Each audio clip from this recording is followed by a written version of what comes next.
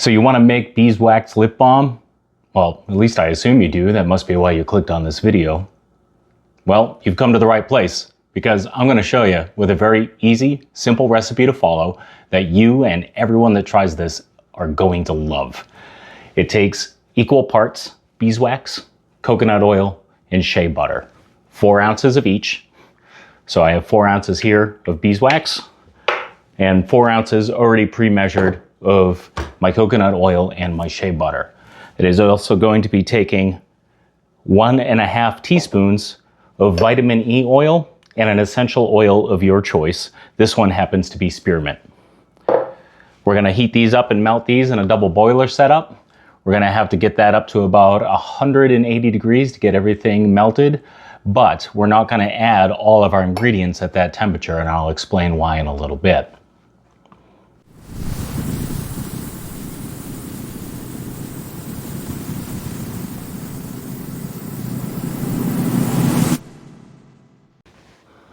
All right, so I have my beeswax, my coconut oil, and my shea butter fully integrated now. Got to about 175 degrees and that all integrated well. So now I am going to take that off and I'm going to let that start to cool. And while I do, I'm going to talk to you about a couple of things concerning lip balm. One, for ease of lip balm. It used to be that I would fill one of these each individually. I'd line up a whole bunch and I'd fill them all by pouring them in. It tends to make a huge mess. You'd overpour, you'd have to clean up the sides of your lip balm containers.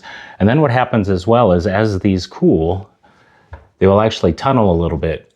And a great way to avoid that is by making use of these nifty little gadgets right here. And what these will do is they allow you to set your lip balm containers in, 50 at a time actually in this, and it comes out looking like this. So here you have 50 lip balm tubes. And then what's gonna happen is we're gonna pour our mixture. They're gonna both not only fill, but they're going to overfill. And the good thing is with that is that when everything cools and it shrinks a little bit, since we've overfilled them, they're not gonna have any tunneling inside the tube of the lip balm at all. And then what you do is you just take the excess and you wipe it right off with the plastic scraper. So we're gonna be letting this mixture cool to about 140 degrees.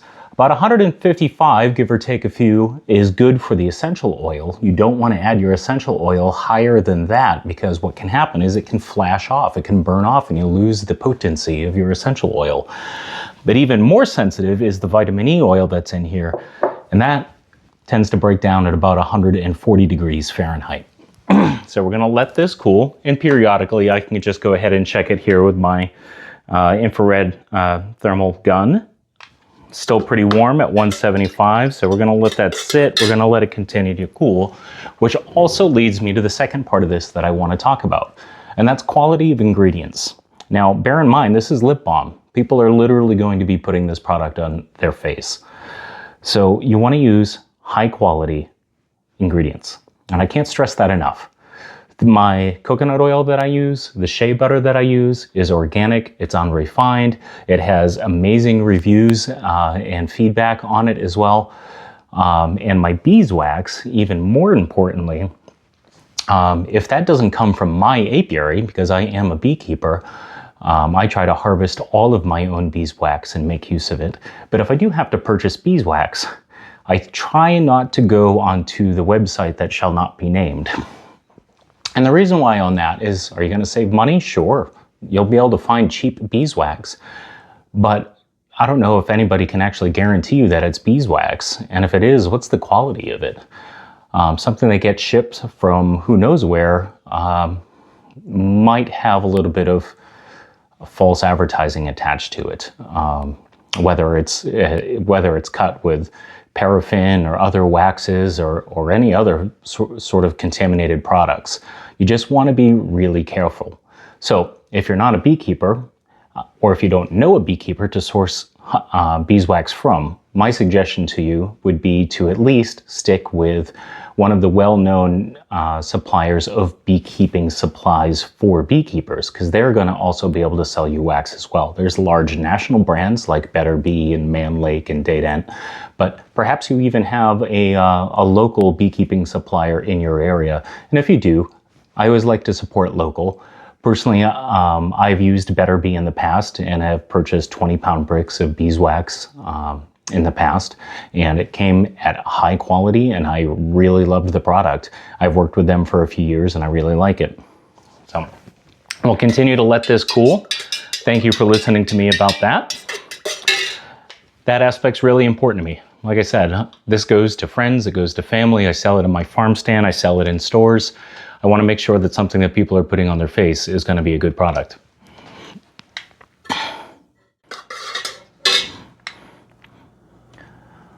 All right, now that I've allowed the mixture to cool to about 140 degrees, I'm going to go ahead and add the vitamin E and the essential oil.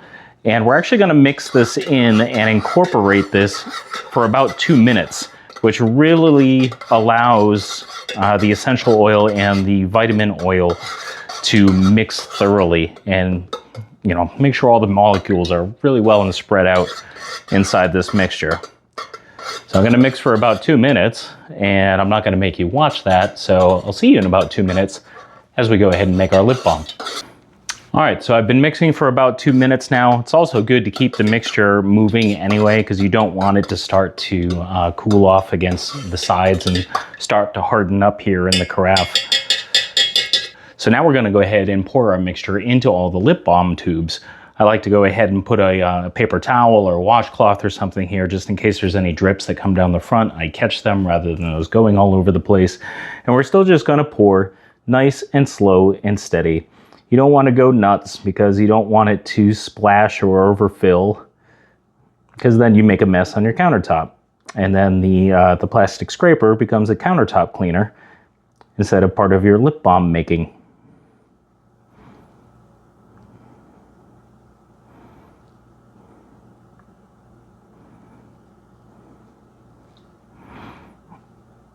Sure, about 3/4 of the way there.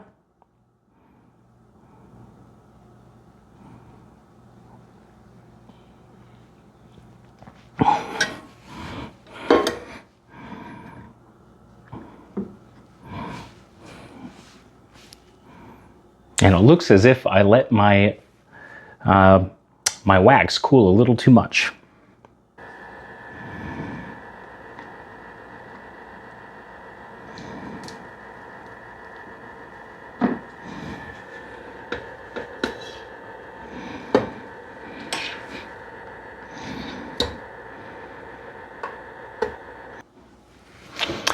All right, so what happened there, you ask? Well, I let the wax cool a little bit too much, so I didn't get a full and complete pour, but I went ahead and reheated that just enough to get everything reliquefied, and I'm going to go ahead and finish making my pour.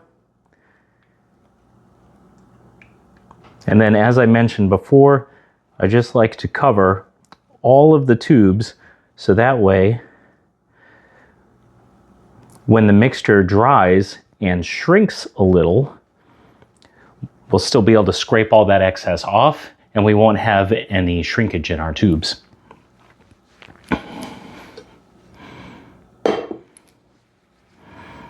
So right now, we're gonna go ahead and let this all dry and harden up, and I'll show you the next step. All right, so now as you can see, everything is all solidified, and we can go ahead and take our plastic scraper tool and we can go ahead and just scrape off the excess, which is going to leave a nice flat top on top of all of our lip balm tubes. And then we can go ahead and I can save that and fill a few more. I can throw it away as excess. If for some reason what happened earlier, like when I was a few tubes short because the wax had cooled too much, I could heat that up again and fill up the last few tubes. So yes, I did make a mistake in this video, but I wasn't going to try to hide that because I think it's important to learn from those mistakes. Not that it was necessarily a mistake, I just let the wax cool a little bit too much. It was a very easy solution. Heat it up a little bit and then go ahead and re-pour. So not the end of the world. So now we can go ahead and get these with their caps all on, packaged up, get a label on them, and then these are good to go. Easy, simple, and incredibly popular. People love it. Enjoy.